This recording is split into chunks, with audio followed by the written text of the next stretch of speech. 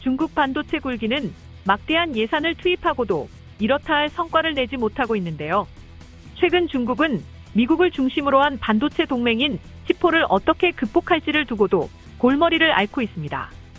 반도체 설계 최강국인 미국, 파운드리 세계 1, 2위인 대만과 한국, 반도체 소재 분야에 강점이 있는 일본이 협력해 반도체 공급망을 구축하는 상황을 막아야 하기 때문입니다.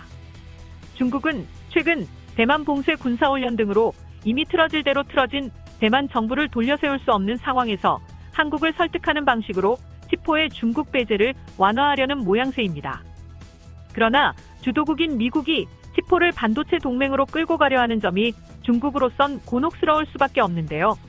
이런 상황에서 중국이 대책으로 꺼낸 카드는 중저가 칩 경쟁력 강화에 전력 투구를 하겠다는 것입니다. 지난 26일 중국 최대 파운드리 기업 SMIC가 75억 달러를 투자해 텐진의 28나노미터 이상 공정이 적용된 12인치 웨이퍼를 매월 10만 개 이상 생산하는 공장 건설 계획을 밝힌 것도 이런 맥락에서 이해됩니다. 중국 당국의 전폭적 지지를 받는 SMIC의 행보를 보면 중국의 속내를 파악할 수 있습니다.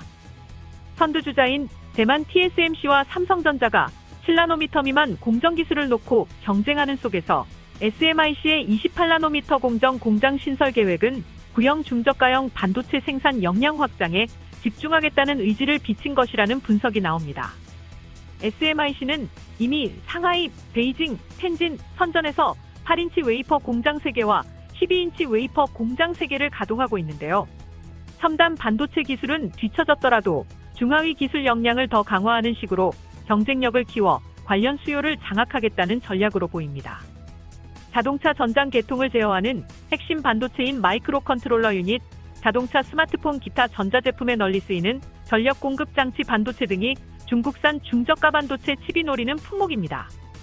중국 정부는 텐진시 시칭 기술 개발구에 들어설 SMIC의 새 공장의 직접 투자와 각종 세제 혜택을 통해 전략적으로 육성하려는 의지를 감추지 않고 있습니다.